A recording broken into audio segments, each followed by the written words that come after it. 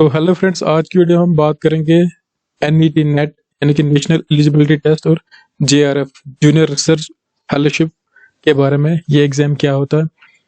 पहले तो ये यूजीसी इसको कंडक्ट करवाता था, देन उसके बाद सीबीएसई ने ये कंडक्ट करवाया, देन उसके बाद अब एनटीए यानी कि नेशनल टेस्टिंग एजेंसी जो है ये वाला एग्जाम कंडक्ट करवाती है। तो इसी में थोड़ा सा हम हिस्टोरिकल बैकग्राउंड भी देखेंगे इसका, देन उसके बाद देखेंगे हम पैटर्न ऑफ द एग्जाम, जो एग्जाम का किस तरह का पैटर्न होता है, देन उसके बाद देखेंगे हम किस सब्जेक्ट में जो है वो नेट करवाया जाता है और सिलेबस इसका क्या रहता है। उसके बाद देखेंगे हम एलिजिबिलिटी क्राइटेरिया, कौन जो है नेट का एग्जाम दे सकते हैं, उसके लिए क्या आपका क्वालिफिकेशन होना चाहिए मिनिमम। देन उसके बाद देखेंगे हम इसमें एज लिमिट और रिलैक्सेशन, जो एज का रिलैक्सेशन मिलता है किसी कैटेगरी वालों को, तो वो हम देखेंगे। उसके बाद इसमें रिलैक्सेशन का भी देखेंगे। देन फी स्ट्रक्चर और प्रोसीजर और क्राइटेरिया क्या है इसका डिक्लेरेशन ऑफ रिजल्ट का। तो वीडियो में एंड तक बने रहें, तो हम ये सारी चीजें इसमें डिस्कस करेंगे। अब यहाँ पे देखते हैं जो यूजीसी नेट होता है वो कंडक्ट किया जाता है किसमें, एक तो ह्यूमैनिटीज में, सोशल साइंसेज में, फॉरेंसिक साइंसेज में, environmental science, computer science, computer applications और इलेक्ट्रॉनिक साइंसेज में किया जाता है यूजीसी नेट। और दूसरा हमारे पास यहाँ पे होता है सीएसआईआर नेट यानी कि council of scientific and industrial research in coordination with UGC करवाती है ये एग्जाम किसका, नेट का, नेशनल एलिजिबिलिटी टेस्ट का, जिसको यूजीसी सीएसआईआर नेट बोलते हैं हम। बाकी साइंसेज में, अदर साइंसेज में इंक्लूडिंग लाइफ साइंस में होता है यानी कि बॉटनी और zoology, physical sciences, physics, chemistry वगैरह और मैथमेटिकल साइंस और एटमॉस्फेरिक ओशन और प्लैनेटरी साइंस में ये कंडक्ट करवाती है। तो ये है डिफरेंस किसके बीच में, यूजीसी नेट और सीएसआईआर नेट में। अब हम यहाँ पे देखते हैं ये एग्जाम जो है कब से स्टार्ट हुआ। तो यहाँ पे सबसे पहले जूनियर रिसर्च फेलोशिप का जो एग्जाम है वो सबसे पहले कंडक्ट हुआ था 1984 में। तब नेट का एग्जाम नहीं होता था, खाली रिसर्च के लिए एग्जाम होता था। रिसर्च फेलोशिप जो पीएचडी वगैरह करते थे उनको स्टाइपेंड मिलता था, यानी कि उनको फेलोशिप मिलता था। देन उसके बाद क्या हुआ कि गवर्नमेंट ऑफ इंडिया ने नोटिफिकेशन निकाले कब, 22 जुलाई 1988 में, यानी कि आफ्टर 4 इयर्स ये नोटिफिकेशन आती है। और उन्होंने टास्क दिया कंडक्ट करने का, एलिजिबिलिटी किसके लिए, लेक्चरशिप के लिए, इसको यूजीसी को। इसी के बाद जो है फर्स्ट टाइम यूजीसी ने कंडक्ट किया नेशनल एलिजिबिलिटी टेस्ट, किसके लिए, इसमें दोनों इंक्लूड किए उन्होंने, जेआरएफ के लिए और लेक्चरशिप के लिए। फॉर द फर्स्ट टाइम करवाया ये एग्जाम, जो कि 2 पार्ट्स में हुआ था। एक पहला पार्ट इस एग्जाम का था दिसंबर 1989 में और दूसरा था मार्च 1990 में। अब हम बात करें एग्जाम पैटर्न की। अगर हम बात करें दिसंबर 2010 तक जो ये एग्जाम होता था वो 3 पेपर्स में होता था। पहला पेपर तो होता था टीचिंग एप्टीट्यूड का ही, ये भी ऑब्जेक्टिव टाइप का ही था। देन दूसरा पेपर 1 का ऑब्जेक्टिव टाइप होता था। लेकिन जो पेपर 3 है वो पहले डिस्क्रिप्टिव होता था 2010 तक, वो थ्योरेटिकल पेपर होता था। तो यहाँ पे 3 पेपर होते थे, पहला टीचिंग एप्टीट्यूड, देन दूसरा हमारे पास ऑब्जेक्टिव टाइप जो अपने पेपर का, चाहे आपका जो भी पेपर है, इकोनॉमिक्स है, हिस्ट्री है, जो भी है, उसका पेपर 1 ऑब्जेक्टिव होता था। देन उसी सब्जेक्ट का जो पेपर 3 है तो वो होता था डिस्क्रिप्टिव थ्योरेटिकल टाइप का। देन हम आगे जाएं तो जून 2011 में फॉर द फर्स्ट टाइम क्या हुआ कि जो तीनों पेपर थे वो ऑब्जेक्टिव टाइप के हो गए। तो उस टाइम से ये जो पैटर्न था एग्जाम का वो इस तरह का हुआ कि जो तीनों पेपर है, पहला जो पेपर है आपका टीचिंग एप्टीट्यूड इंक्लूडिंग 2 पेपर आपके अपने सब्जेक्ट के, वो भी दोनों ऑब्जेक्टिव टाइप के आने लगे। देन उसके बाद इसमें और चेंज आती है। यहाँ पे हम देखते हैं पहले से जब हिस्ट्री से हमारे पास स्टार्ट हुआ तब से लेके 2014 तक जो नेट था वो कंडक्ट करवाता था कौन, यूजीसी। लेकिन फॉर द फर्स्ट टाइम यहाँ पे क्या हुआ, जो नेट का एग्जाम था यूजीसी ने हैंड ओवर किया किसको, सीबीएसई को। तो यहाँ पे देखते हैं हम 2015 ऑनवर्ड्स एंड अंटिल जून 2018 जो नेट का एग्जाम था वो कंडक्ट करवाने लगी सीबीएसई। तो हमने पहले देखा यहाँ पे, इससे पहले प्रीवियसली जब हमारे पास स्टार्ट हुआ था एग्जाम तो यूजीसी खुद कंडक्ट करवाते थे एग्जाम, कब तक, अंटिल 2014 तक। लेकिन यहाँ पे क्या चेंज होता है, यहाँ पे एक मेजर चेंज होती है 2015 के ऑनवर्ड्स और अंटिल जून 2018 जो सीबीएसई है वो कंडक्ट करने लगा एग्जाम। और यहाँ पे एक इम्पोर्टेंट चेंज हुई थी जून 2018 में, जो for the first time 2 paper scheme introduce की थी। जो सब्जेक्टिव पेपर होता है, जो अपना पेपर होता था, जिसमें पहले यहाँ पे हमने देखे 2 पेपर्स होते थे, उसको उन्होंने कैंसिल कर दिया, फिर वहां पे एक ही पेपर रखा। यानी कि अब यहाँ पे होता था 1 पेपर किसका होता था, टीचिंग एप्टीट्यूड का, और दूसरा जो पेपर था वो अपने सब्जेक्ट का था। तो 2 पेपर्स जो स्कीम है वो भी यहीं पे इंट्रोड्यूस हुई जून 2018 में। और यही जो एग्जाम था वो लास्ट वो हमारा एग्जाम था, वो ऑफलाइन एग्जाम था। उसके बाद जो एग्जाम है वो कंडक्ट होने लगे, ऑनलाइन एग्जाम होने लगी।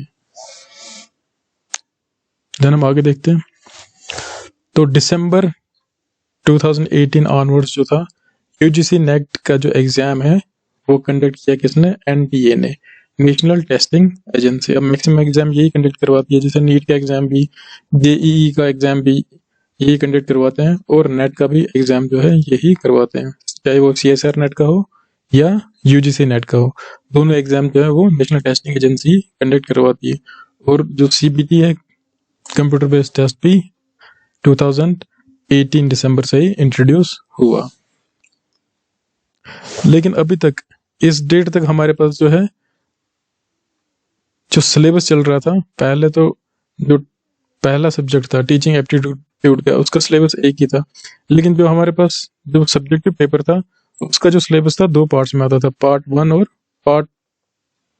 पार्ट 2 में, यानी कि 2 पार्ट्स में ये आता था। लेकिन फॉर द फर्स्ट टाइम यहाँ पे क्या है, सिलेबस में भी अब चेंज आ गई यहाँ पे। तो सिलेबस तो जून 2019 में जो सिलेबस में चेंज आई वो क्या है, जो पहले पेपर का टीचिंग एप्टीट्यूड का जो पेपर था उसमें भी काफी इन्होंने थोड़ी सी चेंज की, ज्यादा नहीं है लेकिन थोड़ी सी चेंज इन्होंने की इसमें एक। देन दूसरा हमारे पास जो सब्जेक्ट होता था अपना, वो 2 पार्ट्स में सिलेबस आता था, वो पार्ट 1 और पार्ट 2 में सिलेबस आता था। इसको भी इन्होंने मर्ज कर दिया और एक ही पार्ट बनाया। तो अब यहाँ पे क्या है, टीचिंग एप्टीट्यूड, इसका जो फर्स्ट पेपर है, जो पेपर 1 है, पेपर जो 1 है हमारे पास, इसका भी सिलेबस उन्होंने यहाँ पे रिवाइज कर दिया एक। और जो यहाँ पे हमारे पास पेपर 2 है, जो अपना पेपर है, सब्जेक्ट वाला पेपर है, उसमें 2 पेपर्स आते थे, उन दोनों को भी इन्होंने मर्ज कर लिया और अब हमारे पास यहाँ पे एक ही इसका भी सिलेबस होता है। तो चलिए हम नेक्स्ट देखते हैं अब मोड ऑफ एग्जामिनेशन। जो ये एग्जामिनेशन होता है ये कंप्यूटर बेस्ड होता है, ऑनलाइन ही होता है, ये कंप्यूटर बेस्ड टेस्ट ही होता है। पहले ये ऑफलाइन हुआ करता था, जैसे हमने पहले डिस्कस किया। तो अगर हम पैटर्न की बात करें, पैटर्न ऑफ एग्जामिनेशन वो क्या होता है, किस तरह इसका क्या पैटर्न रहता है, तो इसका पैटर्न जो होता है ये 2 पेपर्स में होता है। जैसे हमने पहले बात कर ली, पहले 3 पेपर्स भी होते थे। पेपर्स कितने होते हैं, 2 होते हैं, पेपर 1 और पेपर 2 यहाँ पे। और जो पेपर 1 है उसके मार्क्स टोटल होते हैं 100, यानी कि 50 क्वेश्चन होते हैं मल्टीप्लाइड बाई 2 मार्क्स का एक क्वेश्चन होता है, तो ये बन जाता है हमारा यहाँ पे 100। देन यहाँ पे भी 100 टोटल हमारे पास क्वेश्चन होते हैं पेपर 2 में, जो आपका सब्जेक्ट रहेगा, चाहे ज्योग्राफी हो, पॉलिटी हो, हिस्ट्री हो, जो भी हो आपका सब्जेक्ट हो, तो उस सब्जेक्ट से आपके 100 क्वेश्चन आएंगे मल्टीप्लाइड बाई में भी, जो हर क्वेश्चन है वो 2 मार्क्स का होता है। तो 200 मार्क्स आपके यहाँ पे आ गए और 100 मार्क्स यहाँ पे हो गए, यानी कि टोटल आपके 300 मार्क्स में से आपने जो है लाने हैं। यानी कि क्वेश्चन टोटल कितने होंगे आपके पास, 150 क्वेश्चन आपने अटेम्प्ट करने हैं। और ये जो एग्जाम का ड्यूरेशन होता है ये आपका 3 आवर्स है, सीधा 180 मिनट्स, तो कोई भी ब्रेक नहीं होगी। सीधा आपका एग्जाम 3 घंटे का होगा, तो उसमें पूरा आपको 180 मिनट्स मिलेंगे। तो आप कभी भी किसी वाले टाइम पे भी इस एग्जाम को, और पेपर 1 से पेपर 2 और पेपर 2 से पेपर 1 में भी आ सकते हो, आगे पीछे आप कर सकते हो उसको, जब आप कंप्यूटर पे ये एग्जाम दे रहे होगे तो। देन उसके बाद हम बात करें इसके सिलेबस और सब्जेक्ट की। डिस्क्रिप्शन में आप जाओ तो वहां से आप डाउनलोड कर देना सिलेबस भी, और सब्जेक्ट लिस्ट जो है वो भी मैं आपको वहां से दिखा दूंगा। देन नेक्स्ट देखेंगे हम यहाँ पे मीडियम ऑफ क्वेश्चन पेपर। जो क्वेश्चन पेपर है आपका 2 ही लैंग्वेजेस में आता है, इंग्लिश और हिंदी में। अब यहाँ पे मार्किंग जो स्कीम है हमारे पास, तो यहाँ पे बता रहा है जो ईच क्वेश्चन कैरी करता है 2 मार्क्स, तो यहाँ पे हमने देख लिया। देन उसके बाद है ईच करेक्ट रिस्पॉन्स के लिए आपको 2 नंबर मिलेंगे, तो वो तो है ही। इसमें कोई भी आपको जो है नेगेटिव मार्किंग नहीं है, यहाँ पे नो नेगेटिव मार्किंग, तो आप सारे जो क्वेश्चन है वो अटेम्प्ट कर सकते हैं। उसके बाद आपको कोई भी no marks will be given, कोई भी नंबर नहीं मिलेगा आपने अगर कोई भी क्वेश्चन का आंसर नहीं दिया। जिस क्वेश्चन का नहीं दोगे तो नहीं मिलेगा, या अनअडेप्टेड उसको रखा, या अगर मार्क फॉर रिव्यू भी अगर आपने कर दिया उसको, तो तब भी जो है आपको नंबर उसका नहीं मिलेगा। तो यहाँ पे ये बता रहे हैं जेआरएफ या एलिजिबिलिटी ऑफ असिस्टेंट प्रोफेसर के लिए जो है हमारे पास बोथ पेपर्स में कम से कम 40% तो एग्रीगेट आने ही आने चाहिए, किसके लिए, जो जनरल कैटेगरी के हैं, ठीक है, या ईवीएस है। तो उसके बाद एटलीस्ट हमारे पास 35% किसके लिए होने चाहिए, SC ST OBC non creamy layer या थर्ड जेंडर जो है उनको 35% आने ही आने चाहिए।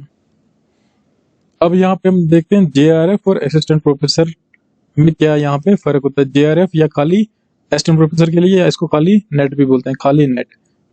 तो यहाँ पे आपकी एलिजिबिलिटी असिस्टेंट प्रोफेसर के लिए या जूनियर रिसर्च फेलोशिप के लिए एंड असिस्टेंट प्रोफेसर के लिए वो डिपेंड होती है किस पे, आपकी परफॉर्मेंस पे। यानी कि जब हम अप्लाई करते हैं, जिस वाला टाइम पे अप्लाई करते हैं, आपके पास वहां पे दो ऑप्शंस आते हैं। एक आता है applying for only assistant professor, या applying for junior research fellowship and assistant professor. अगर आप junior research fellowship and assistant professor के लिए अप्लाई करते हैं तभी आपको जेआरएफ के लिए कंसीडर किया जाएगा। तो यहाँ पे आपको थॉटफुली ये भरना है ऑप्शन, जब आप अप्लाई करेंगे तो वहां पे खाली असिस्टेंट प्रोफेसर नहीं भरें, क्योंकि अगर असिस्टेंट प्रोफेसर खाली भरेंगे तो आपको सिर्फ असिस्टेंट प्रोफेसर के लिए ही कंसीडर किया जाएगा, यानी कि आप सिर्फ नेट ही क्वालिफाई कर सकते हो। लेकिन अगर आप जेआरएफ एंड असिस्टेंट प्रोफेसर वाला ऑप्शन भरते हो तो अगर आप टॉप में आते हो तो आपको जेआरएफ मिलेगा, अगर टॉप में नहीं आते हो तो तब आपका नेट जो है वो हो जाएगा। तो ये वाला जो ऑप्शन है ये आपने भरना है ताकि आप दोनों के लिए एलिजिबल हो, जेआरएफ के लिए भी आप एलिजिबल हो और असिस्टेंट प्रोफेसर के लिए भी आप एलिजिबल हो। अब यहाँ पे देखते हैं हम आगे, वो वाले स्टूडेंट्स जो क्वालिफाई करते हैं जेआरएफ के लिए वो एलिजिबल होते हैं रिसर्च परस्यू करने के लिए जिस सब्जेक्ट में उन्होंने पीजी की है या उसी से रिलेटेड सब्जेक्ट में, और असिस्टेंट प्रोफेसर की पोस्ट के लिए भी वो एलिजिबल होते हैं। लेकिन जो खाली नेट करते हैं क्वालिफाई वो सिर्फ असिस्टेंट प्रोफेसर की पोस्ट के लिए एलिजिबल होते हैं, उनको ये जेआरएफ नहीं मिलेगा, जो फेलोशिप है वो नहीं मिलेगा। तो बहुत सारी जो यूनिवर्सिटीज हैं, आईआईटीज हैं, वो सेलेक्ट करते हैं जेआरएफ अवार्डीज को अपनी यूनिवर्सिटीज में रिसर्च वर्क के लिए इन अकॉर्डेंस विद प्रोसीजर जो वो एस्टेब्लिश करते हैं। अब यहाँ पे अगला है जो जेआरएफ है, जो कैंडिडेट्स क्वालिफाई करते हैं अवार्ड ऑफ जेआरएफ के लिए वो एलिजिबल होते हैं किसके लिए, वो रिसीव करने के लिए फेलोशिप उनको मिलता है मेरे स्कीम्स के अंडर, ठीक है, बहुत सारी यूनिवर्सिटीज में, आईआईटीज में वगैरह। तो वो जो है वो उसकी जो एलिजिबिलिटी है, वो वैलिडिटी, जैसे आज की डेट में अगर आपने क्वालिफाई कर लिया जेआरएफ तो 3 साल तक आप किसी भी इंस्टीट्यूट में अगर एडमिशन लेते हो तो आपको जो है जेआरएफ मिलेगा। अगर 3 साल के बाद लिया तो ये जो जेआरएफ है आपका वो इनवैलिड हो जाएगा, उसकी वैलिडिटी जो है वो एक्सपायर हो जाएगी। अब यहाँ पे बात आती है जिनका जेआरएफ नहीं मिला उनको भी बहुत सारी स्कीम्स के अंडर, जैसे national fellowship for the scheduled caste है एनएफएससी, देन ओबीसी के लिए भी national fellowship for the OBC भी आता है, और मौलाना आजाद नेशनल फेलोशिप भी है। तो इन स्कीम्स के अंडर भी नेट क्वालिफाइड जो स्टूडेंट्स हैं उनको फेलोशिप मिलता है। तो ये आप कहाँ से चेक करेंगे, जैसे ही आपका जो रिजल्ट है नेट का निकल जाता है तो उसके बाद कुछ दिनों के बाद जो नेट की यूजीसी नेट की जो साइट है वहां पे ही आपको अपडेट मिलेगा कि किन किन स्टूडेंट्स जिन्होंने नेट क्वालिफाई किया है वो एलिजिबल हो गए हैं एनएफएससी के लिए या national fellowship for the OBC के लिए। तो उनकी अलग अलग लिस्ट आती है वहां पे, तो आपने जो अपना रोल नंबर उसमें डालना है तो चेक करना है कि हम इस कैटेगरी के फेलोशिप के लिए एलिजिबल हो गए हैं कि नहीं। तो ये नेट के रिजल्ट की थोड़ी देर बाद ही अपडेट हो जाती है साइट पे, ये लिस्ट भी चढ़ा देते हैं वो।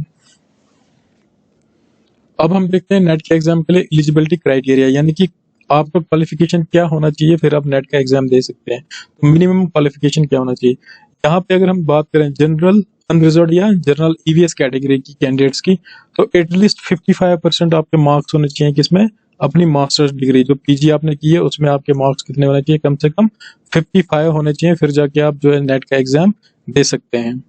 देन आगे हम बात करें जो ओबीसीज हैं या शेड्यूल कास्ट है, यहाँ पे हमारे पास एससीज हैं, ओबीसीज हैं, एसटीज हैं और पीडब्ल्यूडी हैं। तो इनका एटलीस्ट 50% मार्क्स होने चाहिए अपने पीजी के सब्जेक्ट में, तब जाके जो है ये नेट का जो एग्जाम है, नेट या जेआरएफ का एग्जाम है वो दे सकते हैं। तो यानी कि आपने याद रखना यहाँ पे 55 कम से कम पीजी में, या कैटेगरी वाले जो है उनको 50% एटलीस्ट पीजी में होने चाहिए, तब जाके नेट का एग्जाम दे सकते हैं। अब हम बात करते हैं अब ये तो बात हो गई उन स्टूडेंट्स की जिन्होंने मास्टर्स डिग्री किया हुआ है।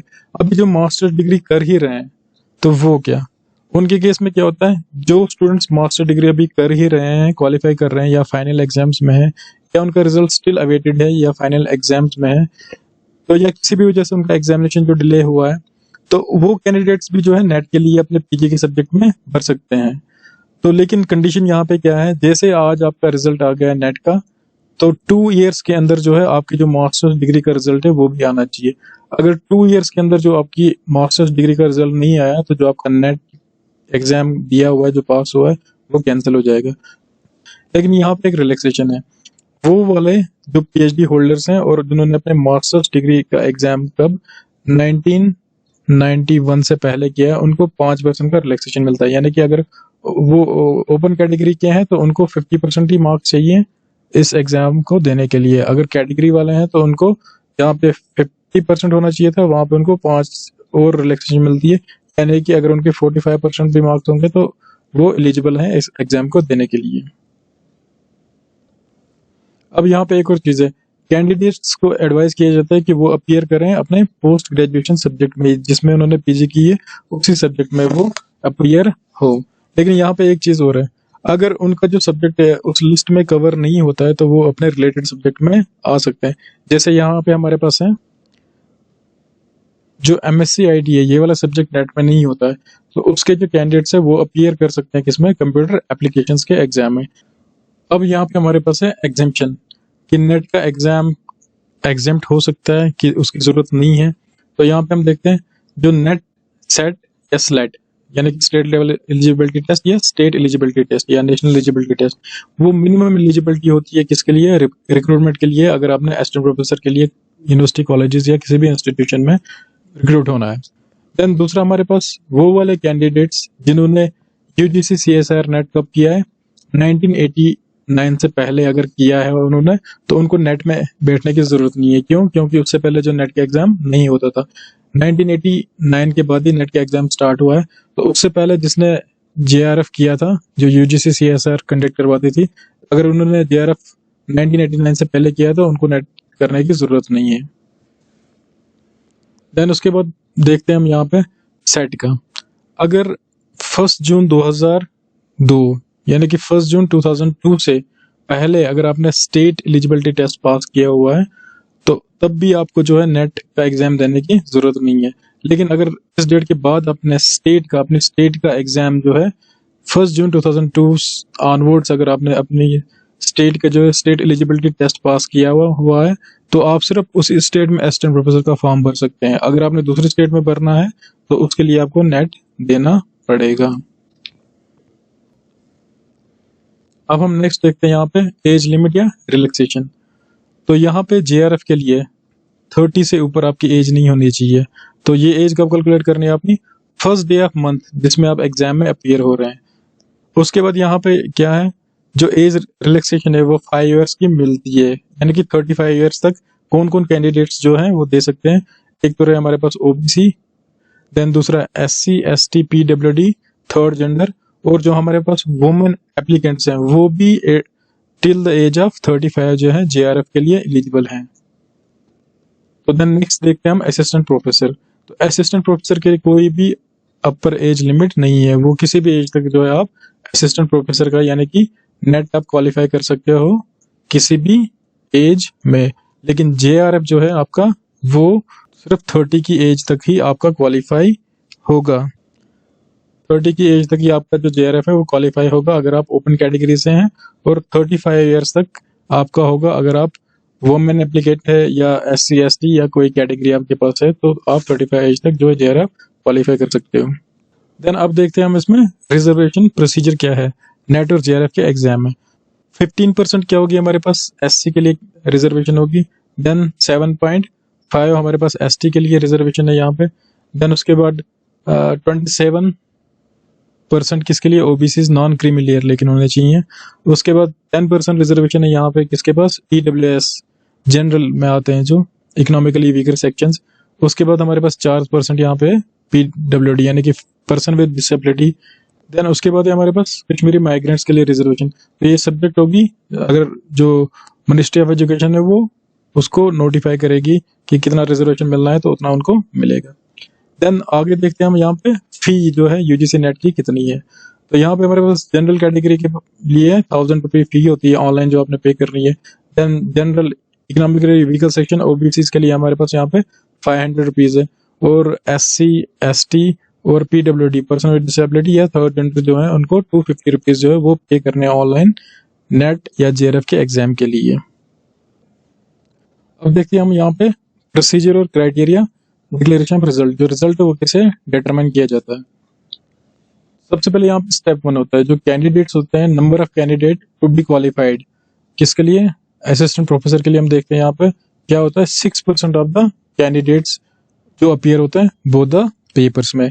यानी कि कहने का मतलब यहाँ पे हमारे पास ये है कि अगर हमारे पास 1 लाख हम करते हैं यहाँ पे, तो अगर हमारे पास जो 1 लाख स्टूडेंट है वो अपीयर होते हैं एग्जाम में, तो 6% उनका जो है जो निकलेगा, उतने जो स्टूडेंट्स है या उतने जो कैंडिडेट्स हैं वो क्वालिफाई करेंगे नेट। यानी कि अगर हमारे पास एग्जाम्पल हम मान लेते हैं, तो इस बार हमारे पास कितने 1 लाख स्टूडेंट जो है अपीयर हुए। यहाँ पे वो नहीं देखना कि 35% लाए या 40, सिर्फ जो अपीयर होंगे दोनों पेपर में उनका 6%, यानी कि 6000 का जो है नेट क्वालिफाई होगा। अब यहाँ पे हमारे पास है जो टोटल स्लॉट्स दिए जाएंगे डिफरेंट कैटेगरीज को according to reservation policy of government of India. तो हमने रिजर्वेशन पॉलिसी का देख लिया, उस हिसाब से हम देखते हैं यहाँ पे। तो रिजर्वेशन पॉलिसी के हिसाब से जो हमारे पास 6000 स्लॉट्स क्रिएट हुए हैं, तो उसमें से 27% क्योंकि ओबीसी की रिजर्वेशन है, तो उनको जो कितने स्लॉट्स बन रहे हैं यहाँ पे 1620 स्लॉट्स उनको बन रहे हैं। देन SC कैटेगरी में 50% रिजर्वेशन है, तो उनके स्लॉट्स 900 बन रहे हैं।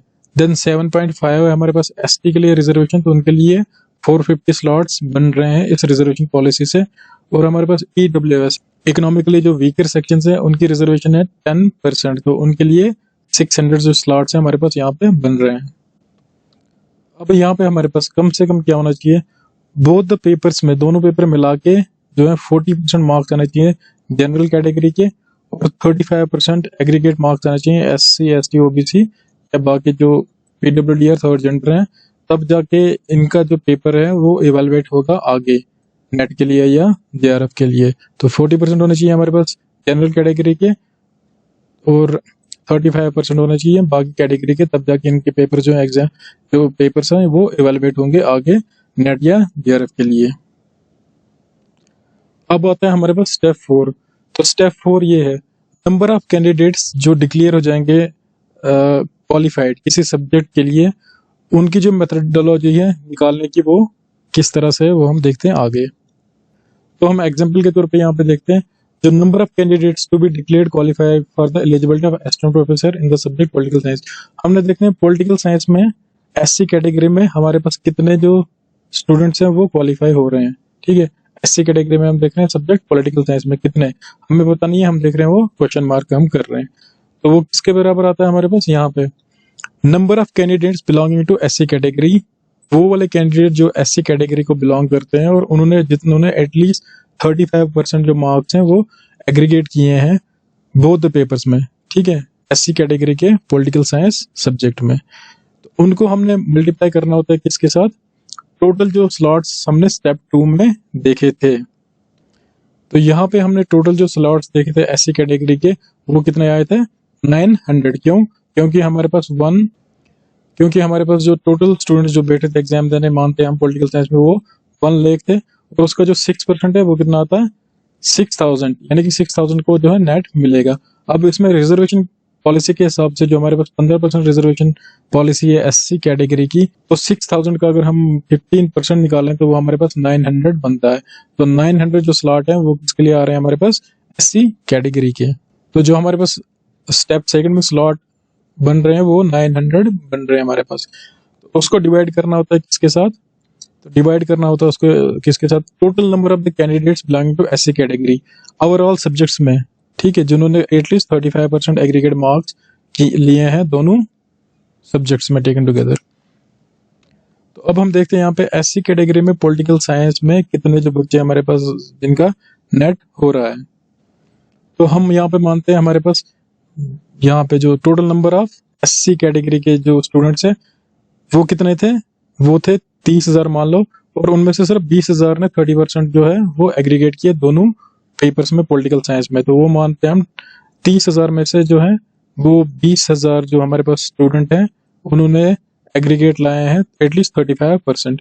तो उसको मल्टीप्लाई करना होता है किसके साथ, जो हमने स्टेप 2 में स्लॉट्स क्रिएट किए थे। तो स्टेप 2 में हमारे पास कितने स्लॉट आए थे, 900 अकॉर्डिंग टू रिजर्वेशन पॉलिसी। तो उसको हमने डिवाइड करना होता है किसके साथ, total number of SC candidates overall subjects में जिन्होंने एटलीस्ट 35% एग्रीगेट किए। तो हम मानते हैं टोटल जो हमारे पास कैंडिडेट है ओवरऑल सब्जेक्ट्स में वो मान लेते हैं हम कितना,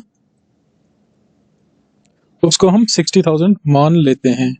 तो इसका जो आंसर है तो यहाँ पे आएगा हमारे पास 300, यानी कि 300 जो है एससी कैटेगरी के जो स्टूडेंट्स हैं वो नेट क्वालिफाई कर लेंगे किसमें, पॉलिटिकल साइंस में। तो सिंपल सी बात यहाँ पे हमारे पास जितने ज्यादा हमारे पास यहाँ पे क्वालिफाई कर जाएंगे तो उतने ही जो क्वालिफाइड स्टूडेंट्स हमारे पास वो बढ़ जाएंगे ऐसे कैटेगरी में पॉलिटिकल साइंस में जो कर रहे हैं। मान लो अगर यहाँ पे हम रखते हैं 20 की जगह अगर हम 40,000 कर रहे हैं तो यहाँ पे हमारे पास जो है ये इसका जो आ जाएगा मल्टीप्लाई करके और डिवाइड करके ये हमारे पास 600 जो है हमारे पास यहाँ पे ये क्वालिफाई कर जाएंगे। तो जितना यहाँ पे डाउन होगा उतना यहाँ पे भी डाउन होगा और जितना यहाँ पे ये बढ़ेगा उतना ही यहाँ पे भी ये बढ़ेगा। तो इस तरह से जो है हमारे पास ये जो है रिजल्ट जो है इसका निकलता है। तो ये हमारे पास यहाँ पे प्रोसीजर है। तो ये थी सारी वीडियो हमारे पास नेट और जेआरएफ में क्या डिफरेंस होता है, इसमें जो चेंजेस हुई हैं time to time, pattern of examination, subject और सिलेबस देख लिया, एलिजिबिलिटी क्राइटेरिया भी देख लिया, एज रिलैक्सेशन देख लिया, फिर रिजर्वेशन और फी था इसमें, और प्रोसीजर कैसे जो क्राइटेरिया है डिटरमाइन किया जाता है इसके लिए, डिक्लेरेशन ऑफ रिजल्ट के लिए। तो अगर आपको मेरी वीडियो अच्छी लगी है तो उसको लाइक करें, चैनल को भी सब्सक्राइब करें। Thank you for watching this video.